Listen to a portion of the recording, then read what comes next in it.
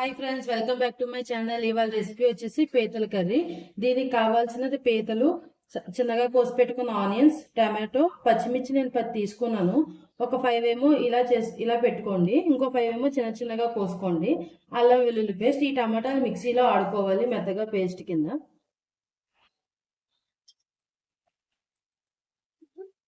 Oil వేసుకుని heat చేసుకోండి. దీనికి కొంచెం ఎక్కువే ఆయిల్ వేసుకోండి. ఎప్పుడు నాన్ వెజ్కి ఆయిల్ ఎక్కువే ఉండాలి.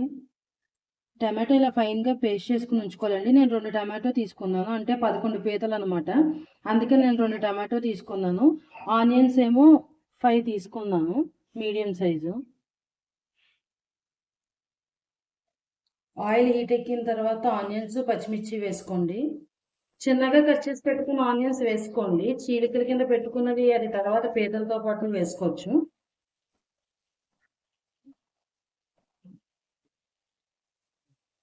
ఆనియన్స్, పచ్చిమిర్చి బాగా వేయించుకోవాలండి. ఆనియన్స్ రెడ్డిష్ కలర్ వచ్చేంత వరకు వేయించుకోవాలి.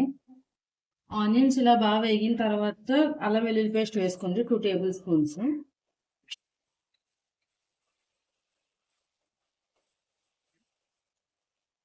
అల్లం వెల్లుల్లి పేస్ట్ వేసి బాగా వేయించుకున్న తర్వాత టమాటో పేస్ట్ వేసుకోవాలి. టమాటా పేస్ట్ పచ్చివాసన పోయేంత వరకు వేయించుకోవాలి బాగాను. ఆయిల్ సెపరేట్ అయ్యేంత వరకు వేయించుకోండి. టమాటా బాగా వేగిన తర్వాత కారం, ధనియాల పొడి, పసుపు, జీలకర్ర పొడి, గరం మసాలా, సాల్ట్ వేసుకోవాలి.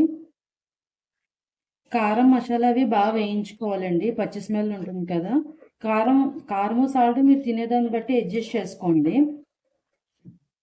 బాగా వేయించుకున్న తర్వాత వాటర్ పోసుకోండి. పీతలు ములిగేలా పోసుకోవాలి వాటర్ బాగా మరిగించుకోవాలండి. మరిగించుకున్న తర్వాత పీతలు వేసుకోవాలి. వాటర్ ఇలా బాగా మరుగుతున్నప్పుడు సాల్ట్ సరిపోయిందో లేదో చూసుకోండి. చూసుకున్న తర్వాత పీతలు వేసుకోండి. నేను సాల్ట్ సరిపోయిందో లేదో చూడండి, మా ఆయనకి వేస్తున్నాను. సాల్ట్ చూసుకున్నాక పీతలు వేసేసుకోండి అన్నీను.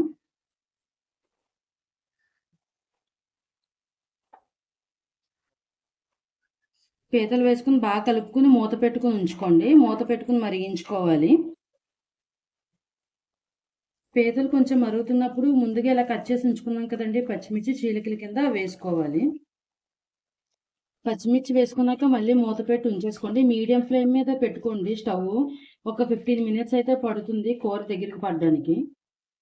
కర్రీ స్టేజ్లో ఉన్నప్పుడు కొత్తిమీర వేసుకోండి. కొత్తిమీర వేసుకుని బాగా కలుపుకోండి. ఇంకా మూత పెట్టక్కర్లేదు. ఒక 5 మినిట్స్ ఇలా ఉడకనివ్వండి మూత తీసేసి. కొత్తిమీర వేసుకుని బాగా కలుపుకుని ఒక 5 మినిట్స్ మరిగించుకున్నారు అనుకోండి, బాగుంటుంది. ఫ్లేవర్ అంతా కొత్తిమీర ఫ్లేవర్ దానికి పట్టి కర్రీకి.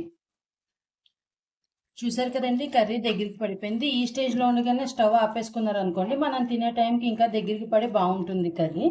మీకు కనుక ఈ వీడియో నచ్చితే లైక్ చేయండి, షేర్ చేయండి, సబ్స్క్రైబ్ చేయడం మర్చిపోకండి. బెల్ ఐకాన్ ప్రెస్ చేయండి.